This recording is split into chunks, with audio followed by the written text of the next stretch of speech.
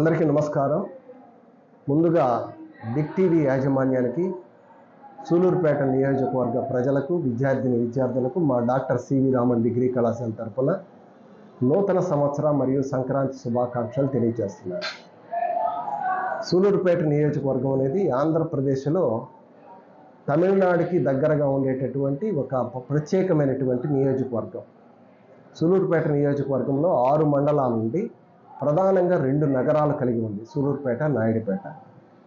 సూలూరుపేట ప్రాంతాన్ని తీసుకుంటే భారతదేశం గర్వించదగినటువంటి అంతరిక్ష పరిశోధన కేంద్రమైనటువంటి షార్ ఉంది, పవిత్రమైనటువంటి చెంగాళమ్మ దేవస్థానం ఉంది.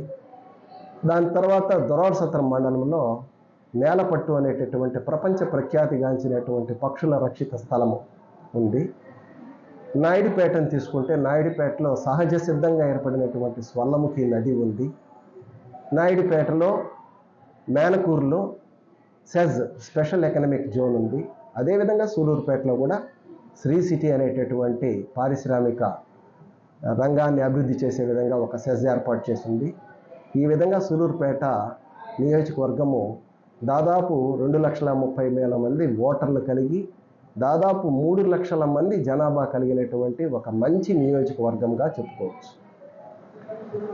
ఇలాంటి మంచి నియోజకవర్గాన్ని ఇంకా అభివృద్ధి పదంలో నడిపించాలా అన్నప్పుడు నాయుడుపేట పౌరుడుగా నేను కోరుకునేటటువంటి నా ఆకాంక్షలు తెలియచేయాలన్నప్పుడు సూలూరుపేటలో ఉన్నటువంటి ఆ యొక్క ఎకనామిక్ జోన్ని బాగా ప్రజలకి, లోకల్గా ఉండే వాళ్ళకి ఉద్యోగ అవకాశాలు కల్పించే విధంగా చేయాలి. తర్వాత టోటల్గా నియోజకవర్గంలో నేను ఎడ్యుకేషన్ డిపార్ట్మెంట్ కాబట్టి నాకున్నటువంటి అవగాహనతో సూలూరుపేటలో అయితే ఇంజనీరింగ్ కాలేజ్ ఉంది, కానీ నాయుడుపేట ప్రాంతంలో ఇంజనీరింగ్ కళాశాల లేదు. కాబట్టి 3,000-4,000 మంది విద్యార్థులు ఇంజనీరింగ్ చదవడానికి బయట ప్రాంతాలకు వెళ్తూ ఉన్నారు. కాబట్టి నాయుడుపేటలో కూడా ఒక ప్రతిష్టాత్మకమైనటువంటి ఇంజనీరింగ్ కళాశాల ఏర్పాటు చేస్తే బాగుంటుంది అనేది నా అభిప్రాయము. అదేవిధంగా సూలూరుపేటలో కానీ నాయుడుపేటలో కానీ లైబ్రరీలు చాలా దీనస్థితిలో ఉన్నాయి. వాటిని అధికారులు, పెద్దలు, రాజకీయ నాయకులు, ప్రభుత్వము చొరవ తీసుకొని వాటిని ఉద్ధరించి డిజిటల్ లైబ్రరీలుగా వాటిని ఉద్ధరించాలని చెప్పి, అభివృద్ధి చేయాలని చెప్పి నేను కోరుకుంటున్నాను.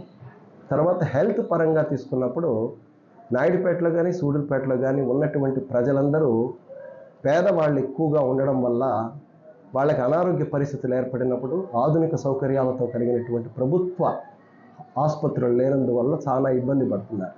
కాబట్టి సూలూరుపేటలో ఒకటి, నాయుడుపేటలో ఒకటి అత్యాధునిక సౌకర్యాలు కలిగినటువంటి ఆసుపత్రిని, 100 పడకల ఆసుపత్రిని ఏర్పాటు చేస్తే ఆరోగ్యము, వైద్య రంగంలో మన సూలూరుపేట ప్రజలందరికీ మనము దోహదపడిన వాళ్ళము అవుతాం.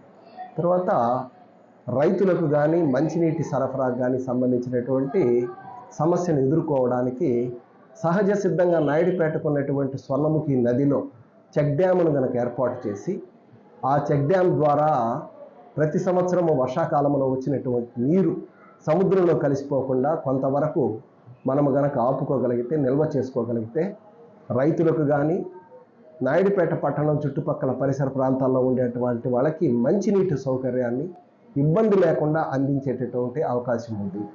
తర్వాత